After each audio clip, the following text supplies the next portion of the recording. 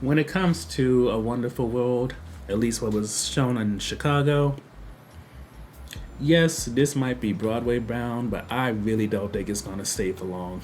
If anything, it's probably going to have as short as a run as the musical that used strictly Britney Spears' music, Once Upon a One More Time, which was actually quite good. But let's get into A Wonderful World. So, when it comes to A Wonderful World, yes, it's about Louis Armstrong, but the narrative is strongly controlled by his four wives.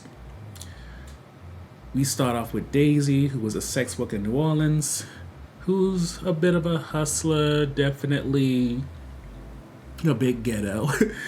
And she helps establish the early years of when Louis too was a hustler and how he got into music.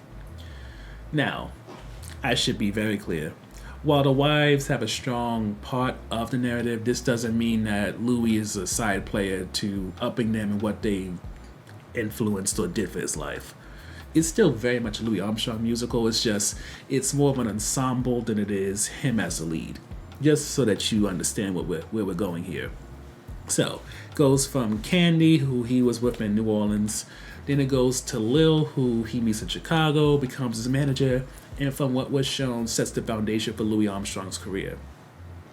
Now, because Louis Armstrong is a whore, who also likes to smoke reefer, that relationship doesn't work well, especially because Lil, you can tell that Lil's the type who wanted to work and get the greatness that she keeps seeing the line pushed back from, or to say it better, Lil definitely presents herself as a type who knows if she was a man with her work ethic, she would be much farther than she is now because she is a woman with her work ethic. And because that line keeps getting pushed back, all she keeps thinking about is crossing that line, breaking that ceiling. So when it comes to Louis, who wants to have a family, kids, and talks about settling down, he recognizes eventually that Lil's not that woman, which leads to Alpha, who is a woman who needs to be taken care of. But the problem is, because she doesn't have that ambition to work and really, keep up with Louis, including his sexual appetite, that relationship doesn't end well. And also because Louis is still a whore. And you may notice, I'm really talking about the ladies more than Louis, and that's because with Louis, yeah, you get a rags to riches story, but you don't really get much in between. Like, you recognize he's poor, he's working, he meets a woman, it goes well for a while, it ends, there's a new woman, that's his wife now, and that's what happens with Alpha, and that's what happens with his last wife, Lucille. And in terms of Louis, yeah, it's cool we get to see him go from New Orleans to Chicago to Hollywood to New York, but there's no real fat, there's no meat, there's no rice and beans to fill you up.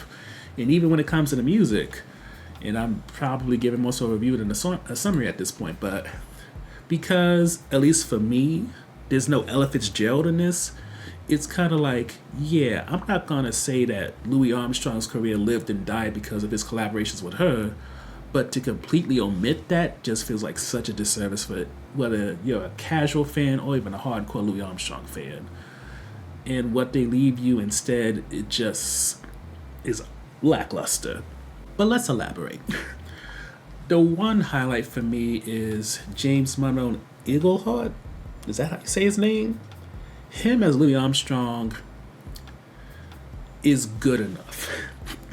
As an actor and performer, he has the charisma, he does the voice, and he gives you enough star power to get through what feels like a Lifetime movie that somehow was able to afford the music rights. But, as noted, with no Ella Fitzgerald and that chemistry, and that perhaps being one of Louis' only real good relationships with women, at least that could have been shown, there's a gaping hole. And then what also doesn't help is that this is an ensemble instead of just about Louis Armstrong, and while the wives are made to be distinct, they're not hooks to get people in seats. They're established just enough for you to know who they are, what role they played in Louis' life during one of his chapters, and that's it. And yes, the ladies get to sing, they get to tell jokes and all that, but it's like, this show ain't about you. I get that we should applaud them making these women more than just wives to Louis' Horn ways, but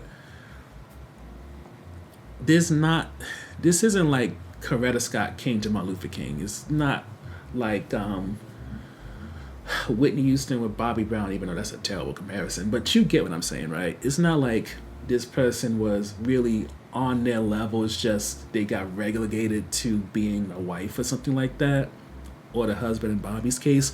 But I don't know. I don't want to downplay what these ladies might have done and been through, but it's not the type of thing where if I was trying to sell this show, I would really push that toward the producer's face and mind to say, this is why people are going to pack the house. With that said, one of the things that you may or may not like is the humor, and that's because sometimes this is actually a funny show. It's often corny, but I want to be very clear. It's not corny in a way that is kid-friendly. There are definitely moments of innuendo where you see Louis' Horn become phallic. There's uses of the N-word, cursing, and, it shows that Louis wasn't just this smiling black guy who's supposed to be like Carlton Banks in the 60s or whatever. He was a man who definitely was a whore, loved his reefer, and generally liked to have a good time, including drinking, making jokes with his friends, and sometimes the jokes being vulgar. Now, the jokes, the type of thing that I'm going to say is going to make you laugh all the way through, absolutely not. But there are moments where even me, who's often stone-faced during comedy shows, got a little giggle here and there. Which leads to the last on-the-fence portion, and that's just one of the things that make me always hesitant about musicals is the fact that they all kind of blend in together. Like the whole belting for the back of the room, the choreography and everything. After a while, especially if you're doing jukebox musicals like I often do, it all just starts to seem the same. Yes, this is supposed to be a jazz singer who's really this big time person, yet we're still getting the same big song and dance numbers. When the people sing, yes, the gentleman playing Louis Armstrong is doing the voice and everything, but everyone else is still doing singing to the back of the room, loud as possible, shows that they perhaps have choir training, and it's just like, you could have gave me more soul, you could have gave me some more rhythm, you could have gave me some more blues, but instead you're just giving me show tune, and it's so unfortunate. And honestly, the way this production felt at times kind of gave me the vibes that we got with Get On Up, in terms of it's very much more so about performance, hitting the moves the choreographer came up with, and providing a sense of entertainment, rather than giving us this sense of this is the definitive biopic for this person, in that they want you to fully feel and experience their life and enjoy the music the way you did when you first heard it, but now with knowing the words, you can sing and dance along.